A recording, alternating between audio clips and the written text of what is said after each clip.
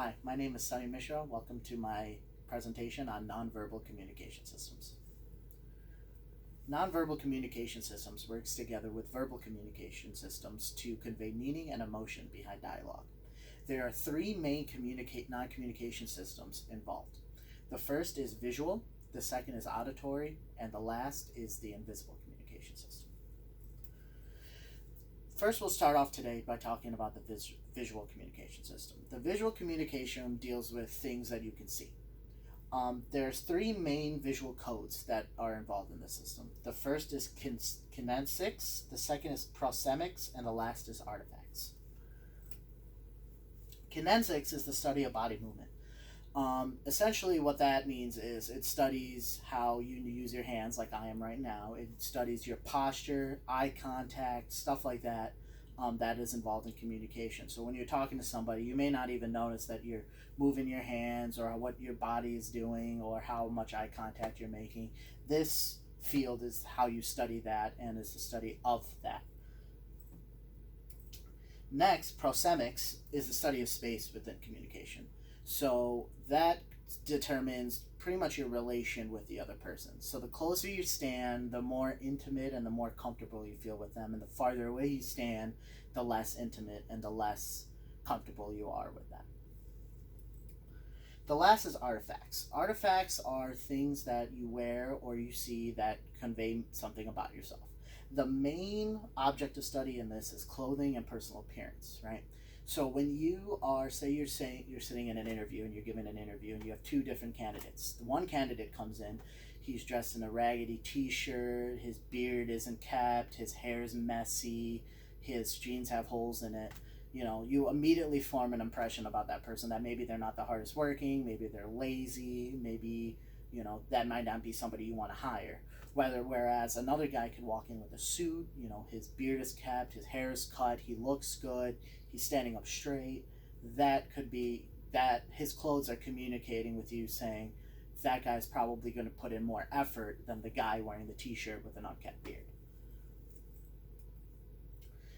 So the next nonverbal communication system is auditory. So auditory is the things that you hear that aren't the words. So it's stuff like tone, volume, pitch, stuff like that. It deals with how a person sounds rather than what they are saying.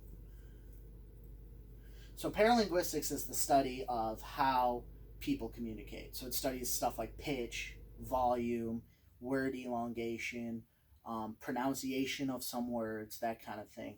When you think of paralinguistics, think of, you're in a grocery store and you're doing groceries, and then in the next aisle over, you hear somebody talking. You can immediately recognize who it is by their voice. So that's kind of what paralinguistics studies. Now, another big part of the auditory system is silence. So what silence can be used to demonstrate is kind of a emphasis on what they're saying if you're the speaker. If you're the audience, it could be used to demonstrate kind of a respect for the speaker. Now, if it's more of a one-on-one conversation, silence could mean agreement or disagreement with what the speaker's saying. Silence could also mean that, the person you're speaking to isn't paying attention to you. So really, it's up to the speaker to determine what the silence means, but silence is another big part of the auditory communication system. So the last communication system, which is probably the most broadest system, is the invisible communication system. So invisible communication system deals with stuff that you may not think about in a normal conversation, stuff that you may not see, stuff that you may not hear, but it's still stuff that influences your conversation. So the first part of this is chronomics. And chronomics studies how people structure their time and their day and how that influences their conversation. So you may go to work one day and you may hear somebody say, "Oh, hey, I can't wait for lunch today." So that, they're trying to get to lunch. So they structure their day so they talk more and they communicate faster so they can get to lunch. People who adhere to schedules more may talk faster because they have a schedule to keep, and people who don't normally adhere to schedules may talk slower, may, not put in so much effort in the conversation, it doesn't seem as rushed because they're not really adhering to a schedule. The next one is olfactus. Now, olfactus is our use of smell to gather information. So the big part about this one is body odor. So if you're standing next to two people, say, at a bus stop, and you have one person on your left, one person on your right, the person on your left smells bad, and the person on your right smells good, who would you most likely talk to in a scenario? You'd most likely talk to the good smelling guy because, he smells much better than the bad smelling person does. So that's kind of how that influences conversation. Because the bad smell from one guy is deterring you from talking to him, and is pushing you to go to the good smelling guy. Now, there was a study done by Havlick, if you look in our Invitation to Human Communication book, and he also talks about how male and female differ in using smell. It shows that women use smell more when finding a mate, when men look more for the visual stimulus when looking for a mate.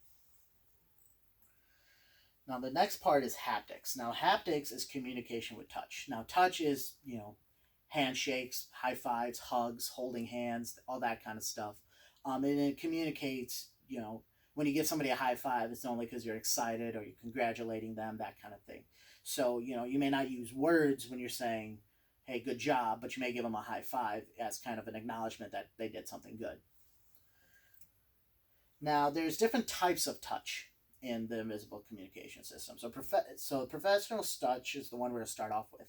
Professional touch is a touch that is, required by your profession. So something like doctors or hairstylists, they have to touch you as part of their job. It's the least intimate form of touch because, they're not trying to get anything from you. They're just there to do their job. The next one is a social touch. So social touch is, you're in a social setting, you're at a bar, maybe your friend brings a friend you've never met before, and you shake his hand when you meet him. That's the kind of social touch. It's more relaxed, more than the professional touch, but it's not as intimate as, say, some other forms of touch. Friendship touch is a touch that conveys closeness and care. Generally, that's between friends, good friends, acquaintances, high fives, handshakes, hugs, all that kind of stuff. Anything that imagine you hanging out with a friend. How would you guys touch? How would you guys sit together? That kind of stuff. The last two are kind of intertwined. Love touch is a more intimate form of friend touch, which goes with hugs, kisses, holding hands, that kind of thing. And then sexual touch conveys sexual feeling. It's pretty self-explanatory on that one. Environment, it plays a big factor in your communication. So, you could be talking outside and it starts raining. So maybe you start talking faster, or you see clouds coming in, you start talking faster, saying, oh, it's going to rain.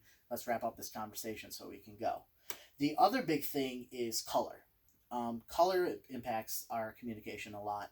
If you ever notice, if you go to a Meijer or Walmart during Valentine's Day, you'll see a bunch of pink, a bunch of red, trying to get you, talking about love, feeling the love, that kind of thing. Now, I am going to play about a minute clip from this TV show called Scrubs. Now, Scrubs is not a very serious TV show. It's a comedy show. But in the clip, there is a character, his name is the janitor, and he's wearing a very bright blue jumpsuit as opposed to his normal dark navy blue suit. And as you'll notice, everybody is treating him very happy and, not very scared as they normally do. So I'm just going to play that for you real quick. Here you go. All right, and put on your mean face and order shall be restored. Hello world, is a song that we're singing. Come on, get hi. Enough. What? We know you. We'll make you happy. We'll make you happy. Yeah. Happy birthday. We'll make you happy. Give me a cursed uniform. It's not cursed, it's simple psychology. I chose robin's egg blue because it has a calming effect on people, and I knew it would be the thorn in your paw. Other colors evoke different reactions. For example, bright orange has been found to provoke hostility.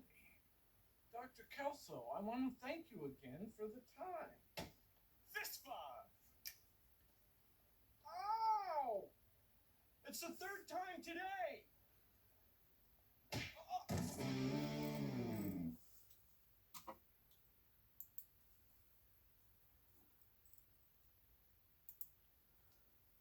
So that video kind of shows what I'm talking about. So if you saw, he walked in, he was wearing his bright blue uniform. Everybody was sort of happy towards him, not really scared. Everybody was smiling, that kind of thing. Normally in the show, he wears a dark blue uniform and everybody's scared of him.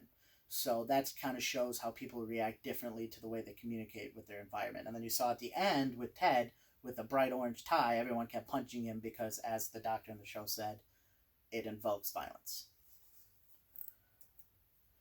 The last thing, part of invisible communication system, is technology. Now, technology, has advanced quite a bit in the last 20, 30 years, and it allows us to maintain relationships with people that are far away from you.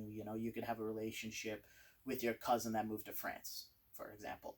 But the problem with technology is that it's very monotone, right? You're texting somebody, it's very hard to, show tone, emotion via just plain text messages. So emoticons or emojis were invented to kind of show that emotion. So the emotion isn't just interpreted by the receiver of the text or the message or that kind of thing. So that's kind of one way technology influences our communication today. So in conclusion, we talked about three different non-communication systems: the visual, the auditory, and the invisible communication systems. So I would like all you guys in the audience to think about your last conversation you had with someone. Just think about what you were doing in that conversation. Were you moving your hands? Were you making eye contact? Were you sitting up straight? Or were you looking at your phone and swiping through? Think about your last text message conversation. Were you using a lot of emojis? Were you just texting a little bit? Were you just sending words? That kind of thing. And just, it impacts everything we do and we don't even know it. And that's how important these nonverbal systems are. Because if we didn't have any nonverbal systems, then we would pretty much just talk in monotone and like robots. And, there would be very little incentive to actually communicate with people. That has been my presentation. Thank you for your attention and have a great day.